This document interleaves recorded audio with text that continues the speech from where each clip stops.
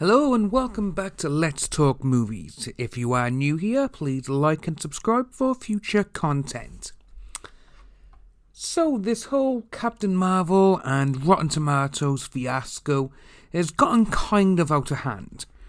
Obviously, with what's happened, there's been a lot of issues saying that, obviously, Disney got in touch with Rotten Tomatoes and they were like, you know what, we need to step away from this, we need to save our film, we need to save everything. So, obviously all this happened and then, look what happened then.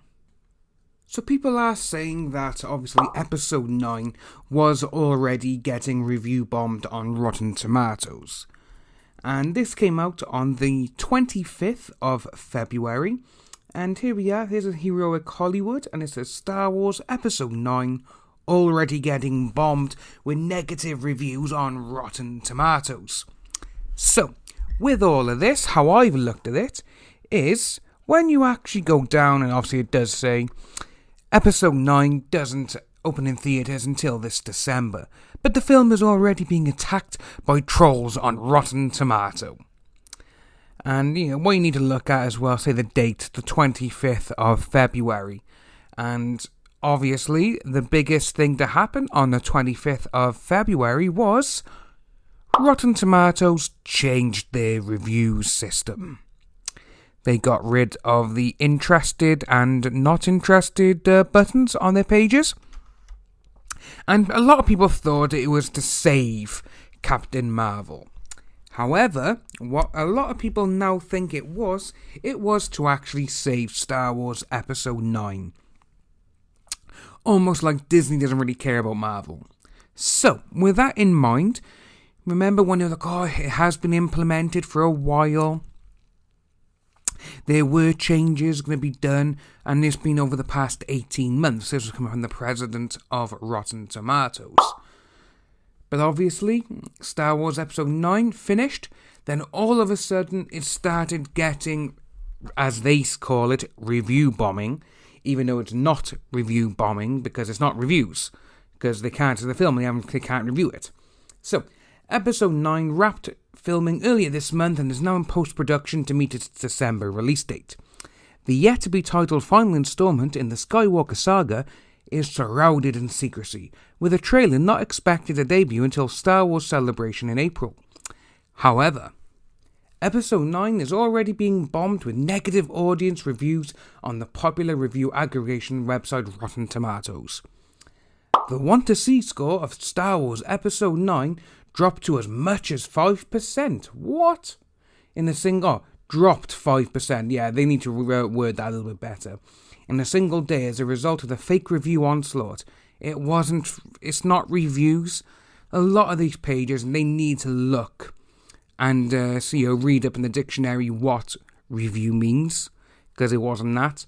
They even say there, the want-to-see score, so that, if they even added into the... But yeah, so they were quite funny, because obviously all this happened. It is almost like Disney just went, you know what? We can't have this negativity spewing from Captain Marvel over onto Episode 9. Because obviously they want to own December, and with this being the final installment of the sequel trilogy, they want it to be a huge success. Even though they won't say they want it to be a massive financial success. They're like, oh no, it's going to be a good film, it's going to come out, it's going to clean everything up. We all know that they want it to be the biggest Star Wars film ever. We know this. Obviously when The Force Awakens took in $2 billion worldwide, and then obviously Rogue One took in $1 billion, and they were probably thinking, you know what, we're on a fucking roll here. Then The Last Jedi hit. Which, even though it took in $1.3 billion, if a film takes in a lot of money, doesn't necessarily mean it's a fucking good movie. Again, people have different opinions. I, for one, I love the first Avatar movie. Biggest film ever, $2.7 billion worldwide. No one's come close to it yet, no one has. Even Titanic, again, by James Cameron. I'm not really a fan of the film, but there are people who love it. And again, that was the biggest film for 12 years, So, again, it doesn't mean that money equals it's a great film. But obviously Solo came out, lost $1 billion, because you could tell they were banking on Solo making $1 billion. You could tell that in a straight away, because it was Star Wars, it was an event film, but obviously they brought it out 5 months after the backlash of The Last Jedi. They should have really brought it Solo out at Christmas time and kept the actual, Christmas time release, because it would have made a mint. I'm pretty sure it would have made a mint at Christmas time. It would have made the $180 million opening weekend. It wouldn't have made just $80 million like it did.